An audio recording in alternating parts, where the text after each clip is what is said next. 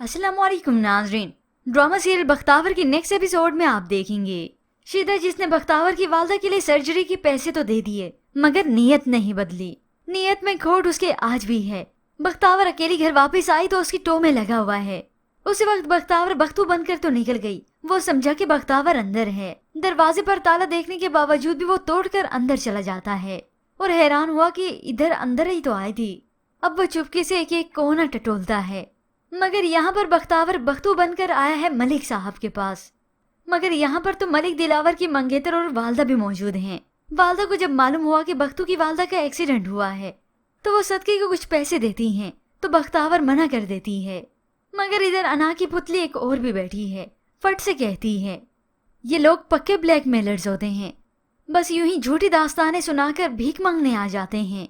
ये सुनकर बख्तावर को बहुत दुख होता है कि कोई इस तरह से भी गलत बयानी कर सकता है। तो मलिक दिलावर को उस पर तरस आने लगा क्योंकि वो बख्तू को अच्छी तरह जानते हैं। बख्तू ऐसा नहीं कि झूठ बोले।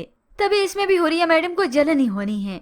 जबकि बस दूसरी जानिब उस मालिक मकान नजर की बीवी ने देख लिया शीदे को तो तभी नजर मोहल्ले वालों को इकट्ठा करके वहीं दरवाजे पे आ जाता है। उसी वक्त दरवाजे को तोड़ने का हुक्म भी दे दिया।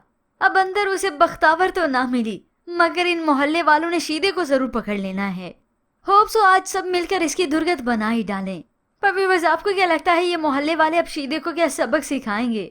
होप सो यहाँ पर सारे यही गुमान करें कि कोई चोर घुस आया है और शीदा इसी इरादे से ही आया होगा क्योंकि घर में तो कोई था नहीं। मजीद ड्रामा प्रोमो के लिए आप देखते रहिए उर्दू रिव्यू।